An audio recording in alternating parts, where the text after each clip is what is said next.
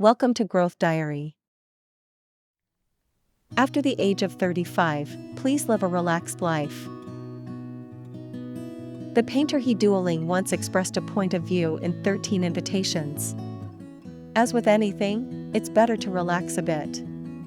A life that is too tight, twisted, and anxious relaxes, but gets twice the result with half the effort. It's like a pianist's hands, which are usually kept relaxed. When playing the piano, they can exert more force and perform at their best. After the age of 35, people's life is chaotic, and they are more prone to nervous tension, anxiety, and internal friction. But in fact, many troubles are given by themselves. Take it easy, take things lightly, and slow down the pace. Only by not worrying or fearing and adapting to things can we live calmly. 1. Relaxed mind, no anxiety. Liang Shaoxing once wrote in Uneasy Chinese. Chinese people, regardless of gender, age, rural or urban, have collectively fallen into an era of anxiety. People's hearts are between the anxiety and swing of having hope and giving up hope. Especially after the age of 35, with the confusion of work and the pressure of life, it is difficult for people not to be wrapped up in anxiety. While we juggle paying bills and juggling to-do lists, we stare at other people's lives and wrestle with each other. A colleague got promoted and his salary doubled. A relative's child was admitted to a key junior high school, but his own child's grades were worrying. The more you compare, the more anxious you become. We are too impatient, so without thinking, we blindly follow in the footsteps of others, eager to live a standard life. Our hearts are too strong, so we always use the achievements of others to spur ourselves, for fear of being compared by others. Only after half of my life did I realize that only by letting myself relax and letting go of comparisons can I find my own life trajectory. Actor Young May won her first actress when she was almost 40 years old. Before that, she had been in obscurity, concentrating on precipitation. She will reject many dramas that are not suitable for her, and would rather spend those time to live a good life and build up her body and mind. She once said frankly in a program, "I don't care if I am popular or not, and ensuring a good attitude is better than anything else." Perhaps, what we should pursue throughout our lives should not be better than others, but better than yesterday's self. Only by adjusting your expectations and managing your goals well can you get rid of anxiety and live a relaxed life. 2. Relaxed spirit, no internal friction. I saw a topic on Weibo earlier, how tired are people with internal friction? Some people say that when other people have abnormal expressions, they wonder if they said something wrong. If you make a harmless mistake, you will blame yourself for a long time, worrying that you will not gain the trust of others. Even though I haven't done anything yet, I always feel tired. In the final analysis, people who are prone to internal friction are often lacking in self-confidence and overly sensitive. Many trivial things will stage a big drama in their hearts. Psychologist Mike told a patient's story.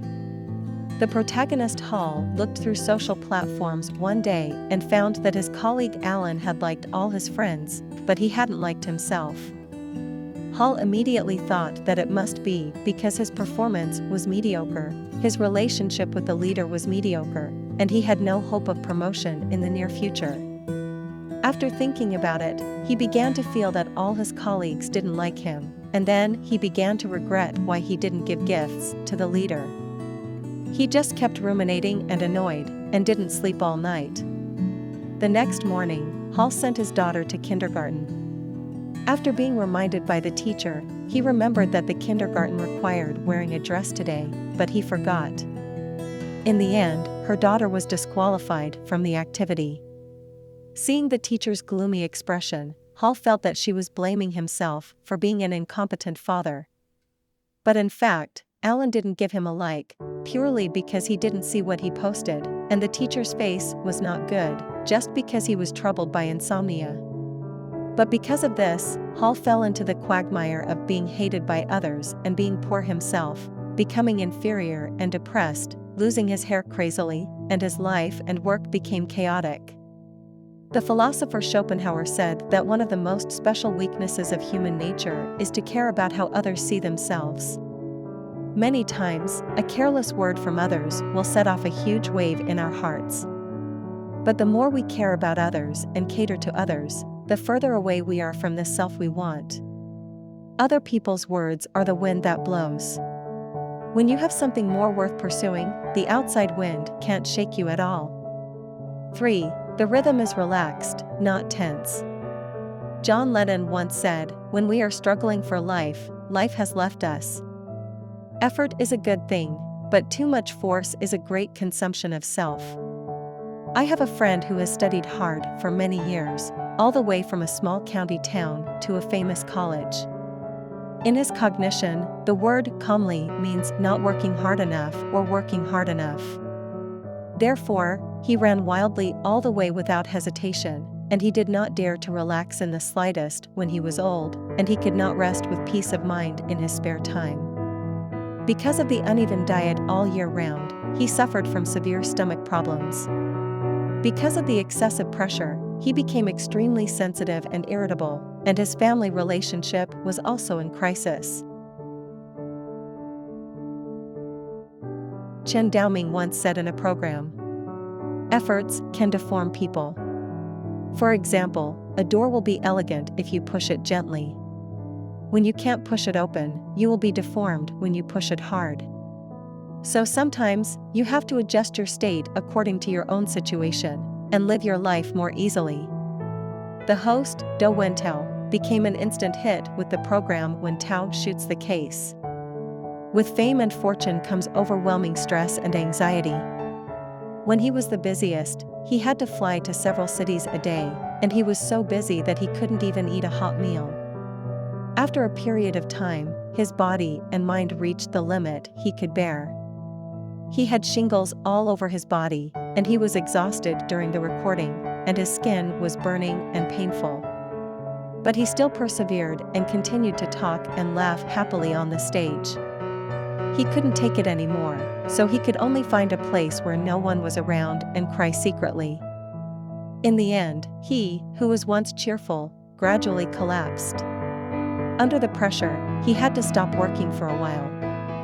In those days, he cut off all contact with the outside world, listened to the wind and snow, climbed mountains and fished, talked with himself, and talked with loneliness. When he consciously began to relax himself, he finally felt alive. Life is an endless practice. For life and ideals, you must go upstream against the pressure. You must also steal some beautiful and comfortable things to balance the sourness and bitterness of life. When you are free, you are not dawdling around aimlessly, but relax your tense nerves, and then start off more easily. Have a leisurely mind, do some idle things, your life will be more layered, and your heart will be at ease. Wang Xingqi wrote a passage in Slow Cooking Life. You have worked very hard and are very tired, so sit down and rest for a while, and drink a cup of lukewarm tea. Don't get entangled, worry less, be at ease with the situation, have an original heart, and cook life quietly and slowly. When people reach middle age, there are more and more disturbances, and they are exhausted physically and mentally.